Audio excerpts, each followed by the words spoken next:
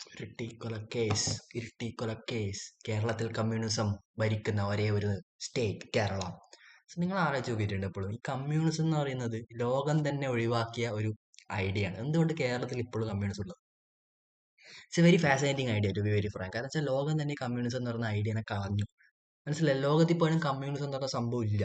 ഇപ്പൊ അമേരിക്കയിൽ എന്ന് വെച്ചാൽ നിങ്ങളൊരു കമ്മ്യൂണിസ്റ്റാണ്, നിങ്ങൾ കമ്മ്യൂണിസ്റ്റ് ആശയങ്ങളോട് കൂറു പുലർത്തുന്നുണ്ടെന്ന് പറഞ്ഞാൽ അവർ നിന്നെ പിടിച്ച് കൊല്ലും. അങ്ങനത്തെ നാടാണ്. മനസ്സിലായി, ലോകം തന്നെ കമ്മ്യൂണിസം പല ആൾക്കാർക്ക് ഈ കമ്മ്യൂണിസം എന്ന് പറയുന്ന വാക്ക് കേൾക്കുമ്പോൾ തന്നെ പേടിയാണ്. ഇപ്പൊ അമേരിക്കക്കാരിലോ അല്ലെങ്കിൽ യൂറോപ്യൻ കൺട്രീസിലോ വരും നമ്മൾ കമ്മ്യൂണിസം എന്ന് പറയുന്ന വാക്ക് പറയുമ്പോൾ തന്നെ അവർക്ക് ഭയങ്കര പേടിയാണ്. എന്നുവെച്ചാൽ അവരുടെ ഹിസ്റ്ററിയിലോ അവരുടെ പാസ്റ്റ് ലൈഫിലോ ഈ കമ്മ്യൂണിസമായിട്ട് ബന്ധപ്പെട്ട് അവർക്ക് വളരെ ശോചകമായ എന്തെങ്കിലും അവസ്ഥ ഉണ്ടായിട്ടുണ്ടാവും. മനസ്സിലായി, അവരുടെ പാരൻസ് കമ്മ്യൂണിസം കാരണം സഫർ ചെയ്തിട്ടുണ്ട്. അപ്പൊ അവർക്ക് വേർഡ് കേൾക്കുമ്പോൾ ഭയങ്കര, പക്ഷെ മലയാളികൾക്കും ഇന്ത്യയിലും ഈ കമ്മ്യൂണിസം അങ്ങനെ ഒരു ഭീകര അന്തരീക്ഷം ഒന്നും സൃഷ്ടിച്ചിട്ടൊന്നുമില്ല.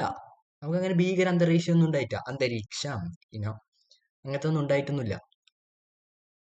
അതായത് പണ്ട് തൊട്ടേ നമ്മൾ ചരിത്രം എടുത്ത് നോക്കിയാൽ തന്നെ 1956 ഏതോ പോലെ മറ്റേ EMS നമ്പൂതിരിപ്പാടിന്റെ കീഴിൽ കേരളത്തിലെ ആദ്യത്തെ മന്ത്രിസഭ നിലവിൽ വന്ന സമയത്ത് മുതൽ കേരളത്തിൽ എന്താ കമ്മ്യൂണിസം എന്ന് പറയുന്ന ഒരു ആശയം വിപുലീകരമായി തന്നെ നടപ്പിലാക്കിക്കൊണ്ടിരിക്കുന്നുണ്ട്. അപ്പൊ നമ്മൾ പറയാൻ ഉദ്ദേശിക്കുന്ന കാര്യം എന്ന് വെച്ചാൽ കമ്മ്യൂണിസം മലയാളികൾക്ക് വലിയ രീതിയിൽ ഒരു എന്താ ഒരു അരക്ഷിതാവസ്ഥ ക്രിയേറ്റ് ചെയ്തിട്ടുള്ളത്. ഞാൻ ഉദ്ദേശിക്കുന്നത് അങ്ങനെയല്ല. കമ്മ്യൂണിസം ഒരുപാട് രീതിയിൽ ജനങ്ങളെ അഫക്ട് ചെയ്തിട്ടുണ്ട്, ജനങ്ങളുടെ ലൈഫ് പല രീതിയിൽ മോശമാക്കിയിട്ടുണ്ട്. അവര് ജനങ്ങളുടെ വികാരത്തിന് തന്നെ എതിരായിട്ടുള്ള ഒരുപാട് പ്രവർത്തികളും നടപടികളും നടത്തിയിട്ടുണ്ട്. പക്ഷെ എന്നാൽ പോലും കാലങ്ങൾ എവോൾവ് ചെയ്യുക മലയാളികളുടെ ഒരു ചരിത്രത്തിൽ കമ്മ്യൂണിസവും മലയാളികളും തമ്മിൽ ഒരു ഭയങ്കര ബന്ധമാണെന്നുള്ളത് മനസ്സിലായില്ലേ? ഇപ്പോഴും നമ്മൾ ഭരിച്ചുകൊണ്ടിരിക്കുന്ന സർക്കാർ എന്ന് വെച്ചാൽ LDF കമ്മ്യൂണിസ്റ്റ് സർക്കാരാണ്. ലോകം തന്നെ കമ്മ്യൂണിസം എന്ന് പറയുന്ന വേർഡ് തന്നെ ഡിലീറ്റ് ചെയ്ത് കഴിഞ്ഞു. ഇപ്പോഴും കേരളത്തിൽ ഭരിച്ചുകൊണ്ടിരിക്കുന്ന കമ്മ്യൂണിസമാണ്. പക്ഷെ കമ്മ്യൂണിസത്തിന്റെ അപ്രോച്ച് തന്നെ മാറിയിട്ടുണ്ട് എന്നുള്ളത് വളരെ ഇമ്പോർട്ടന്റ് ആയിട്ടുള്ള കാര്യമാണ്. കാരണം വെച്ചാൽ പണ്ടത്തെ കാലത്ത് എന്ന് വെച്ചാൽ കമ്മ്യൂണിസം എന്ന് പറയുന്നത്, കമ്മ്യൂണിസ്റ്റ് ആശയങ്ങൾ എന്ന് പറയുന്നത് ഡെവലപ്മെന്റിനെതിരായിരുന്നു.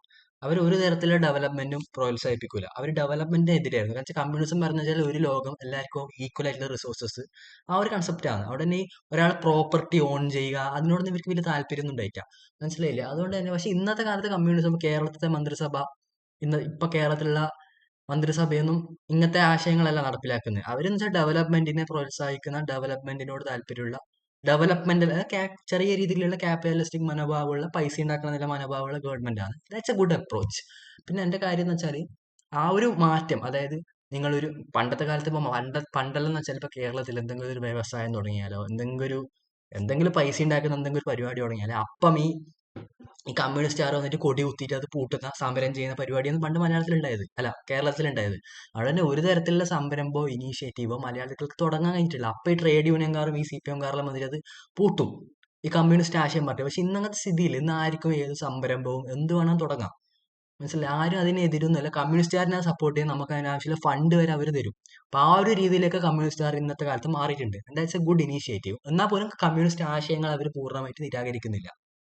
അതായത് അവർ കമ്മ്യൂണിസ്റ്റ് ആണ്, ഡെവലപ്മെന്റിനെ പ്രോത്സാഹിപ്പിക്കും. എന്നാൽ പിന്നെ കമ്മ്യൂണിസ്റ്റിന്റെ ആ ഒരു ചില ആശയങ്ങൾ, ആ ക്രോർ ആശയങ്ങൾ അവർ ഒരിക്കലും, ആ കമ്മ്യൂണിസ്റ്റുകാർ കമ്മ്യൂണിസ്റ്റ് ആയിട്ട് തന്നെ നിലനിൽക്കുന്നുണ്ട്. എന്നാൽ പോലും അവർ ഡെവലപ്മെന്റിനെ സപ്പോർട്ട് ചെയ്യുന്നുണ്ട്. കാരണം വെച്ചാൽ അവർക്കറിയാം, കാരണം എന്ന് വെച്ചാൽ കമ്മ്യൂണിസത്തിന്റെ എല്ലാ കാര്യങ്ങളും അതേപടി റിയൽ വേൾഡിൽ ഇന്നത്തെ കാലത്ത് നടപ്പിലാക്കാൻ പറ്റൂല എന്ന് കമ്മ്യൂണിസ്റ്റുകാർക്ക് തന്നെ മനസ്സിലായി.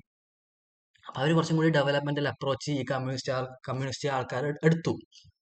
മനസ്സിലായി, അതിനനുസരിച്ചുള്ള ഇനിഷ്യേറ്റീവ് കമ്മ്യൂണിസ്റ്റുകാരനെ എടുത്തു. എന്നാൽ പോലും കമ്മ്യൂണിസത്തിന്റെ ആശയങ്ങൾ അവർ അങ്ങനെ പൂർണ്ണമായിട്ട് വിട്ടിട്ടൊന്നുമില്ല, അത് അവരുടെ ഉണ്ട്. And that's A good thing. കാരണം വെച്ചാൽ കേരളത്തിൽ ഞാൻ ഈ UDF സർക്കാരിനെ വിമർശിക്കുന്നതല്ല. കാരണം വെച്ചാൽ ഇവരത്ര നല്ല ആൾക്കാരായിട്ട് തോന്നുന്നില്ല. കമ്മ്യൂണിസ്റ്റുകാർ ഒന്നുമില്ലെങ്കിൽ പോലും കുറച്ചും കൂടി ഒരു എന്താ പറയുക, നമുക്ക് അവരൊരു വിശ്വസിക്കാം. അങ്ങനെയല്ല ഞാൻ പറഞ്ഞത്. അവർക്ക് കമ്മ്യൂണിസ്റ്റ് മനോഭാവം ഇല്ലാതെ തന്നെ തെറ്റേത് ശരിയേതെന്ന് പെട്ടെന്ന് തിരിച്ചറിയും.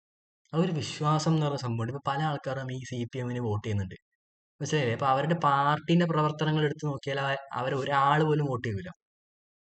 മനസ്സിലായില്ലേ? പക്ഷെ എന്നാൽ പോലും ജനങ്ങൾ LDF-ന് വോട്ട് ചെയ്യുന്നുണ്ടെന്ന് വെച്ചാൽ അത് ആ പാർട്ടി ക്രിയേറ്റ് ചെയ്ത ഒരു അന്തരീക്ഷമാണ്. ജനങ്ങൾക്കൊരു എന്തോ ഒരു വിശ്വാസം ഈ LDF ഗവൺമെന്റ് നൽകുന്നുണ്ട്.